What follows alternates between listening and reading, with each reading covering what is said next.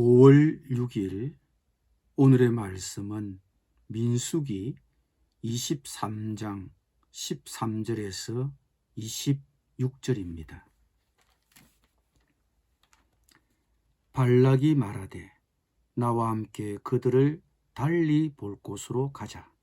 거기서는 그들을 다 보지 못하고 그들의 끝만 보리니 거기서 나를 위하여 그들을 저주하라 하고 소빔들로 인도하여 비스가 꼭대기에 이르러 7 제단을 쌓고 각 제단에 수송아지와 순양을 드리니 발람이 발락에게 이르되 내가 저기서 여호와를 만나 뵐 동안에 여기 당신의 번제물 곁에 서소서 하니라. 여호와께서 발람에게 임하사 그의 입에 말씀을 주시며 이르시되 발락에게로 돌아가서 이렇게 말할지니라. 발람이 가서 본즉 발락이 번제물 곁에 섰고 모압 고관들이 함께 있더라. 발락이 발람에게 이르되 여호와께서 무슨 말씀을 하시더냐? 발람이 예언하여 이르기를 발락이여 일어나 들을지어다. 십볼의 아들이여 내게 자세히 들으라. 하나님은 사람이 아니시니 거짓말을 하지 않으시고 인생이 아니시니 후회가 없으시도다.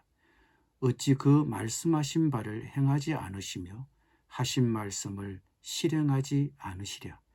내가 축복한 것을 받았으니 그가 주신 축복을 내가 돌이키지 않으리라. 야곱의 허물을 보지 아니하시며 이스라엘의 반역을 보지 아니하시는도다. 여호와 그들의 하나님이 그들과 함께 계시니 왕을 부르는 소리가 그 중에 있도다. 하나님이 그들을 애굽에서 인도하여 내셨으니 그의 힘이 들소와 같도다. 야곱을 해할 점술이 없고 이스라엘을 해할 복술이 없도다. 이때에 야곱과 이스라엘에 대하여 논할진대 하나님께서 행하신 일이 어찌 그리 크냐 하리로다. 이 백성이 암사자같이 일어나고 수사자같이 일어나서 움킨 것을 먹으며 죽인 피를 마시기 전에는 눕지 아니하리로다 하매 발락이 발람에게 이르되 그들을 저주하지도 말고 축복하지도 말라. 발람이 발락에게 대답하여 이르되 내가 당신에게 말하여 이르기를 여호와께서 말씀하신 것은 내가 그대로 하지 않을 수 없다고 하지 아니하더이까. 아멘.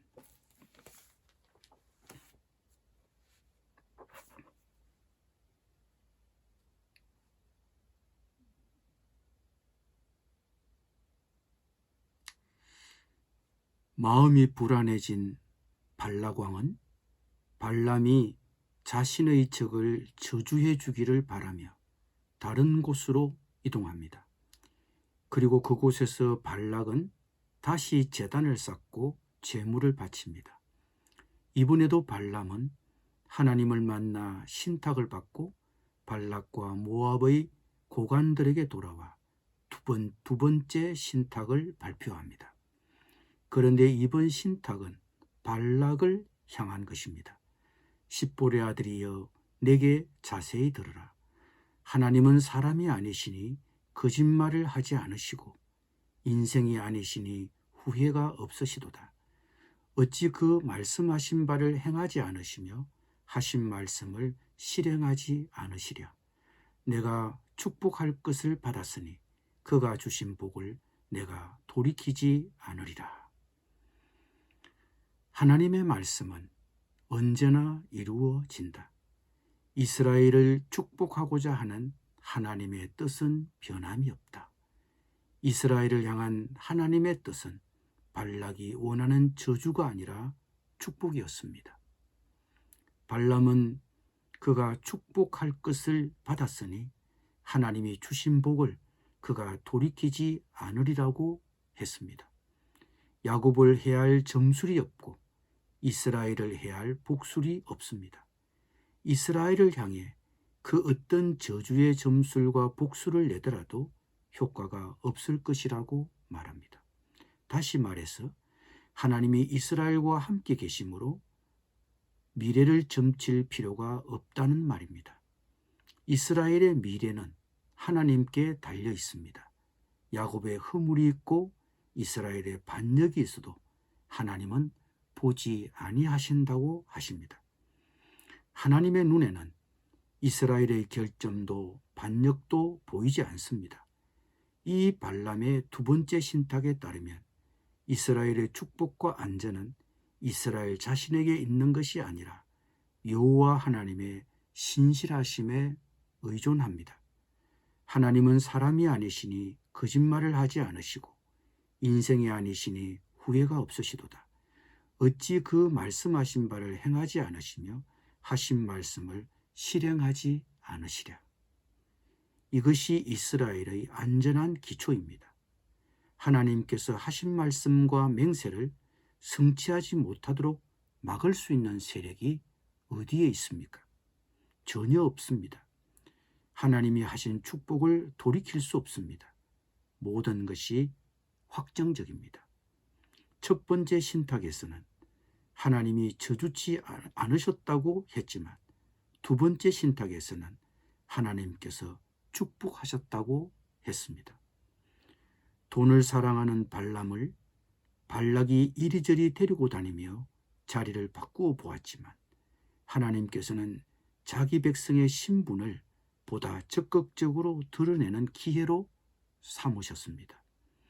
여호와는 야곱의 허물을 보지 아니하시며 이스라엘의 반역을 보지 아니하십니다. 원수는 말하기를 하나님의 백성인 우리에게 허물과 반역이 있다고 말할지도 모릅니다. 그러나 하나님께서 자기 이름을 위하여 빽빽한 구름을 제거하듯 우리의 허물과 우리의 반역을 제거하셨습니다. 하나님께서 그런 것들을 등 뒤로 돌리셨습니다. 그런데 하나님이 등 뒤로 돌리신 그것들을 누가 다시 하나님 앞에 갖다 놓을 수 있겠습니까? 우리를 어렵다 하신 이는 하나님이신데 누가 우리를 정죄하겠습니까? 만일 지금까지 광야에서의 이스라엘의 행적을 가지고 말한다면 이스라엘의 저주거리를 많이 찾아낼 것입니다. 우리 역시 마찬가지입니다. 그러나 하나님이 그리스도 안에서 우리를 위하여 행하신 일이 기초가 되므로 우리는 견고합니다. 만일 하나님이 우리를 위하시면 누가 우리를 대적하겠습니까? 하나님께서 우리와 우리의 적들 사이에 계신다면 두려울 것이 무엇이 있겠습니까? 혹 사탄이 나를 정죄하며 이리저리 세우며 말하기를 하나님의 백성인 나에게 허물과 반역이 있다고 말할지도 모릅니다. 그러나 그런 것들을 등 뒤로 돌리시고 우리를 어렵다 하신 이는 하나님이시니 스스로 정죄하지 말고 평안을 누리시기를 바랍니다. 우리는 저주받을 백성이 아니라 예수 그리스도로 말미암아 구원과 생명의 축복을 약속받은 자들입니다. 기도드립니다. 주님, 예수 그리스도 안에서 우리를 구속하시고 우리의 허물을 보지 아니하시며 우리의 반역도 보지 않으시는 하나님의 은혜에 감사를 드립니다. 이 말씀하신 바를 실행하시며 우리에게 주신 복을 돌이키지 않으시는 하나님의 은혜에 감사를 드립니다. 예수님의 이름으로 기도드립니다.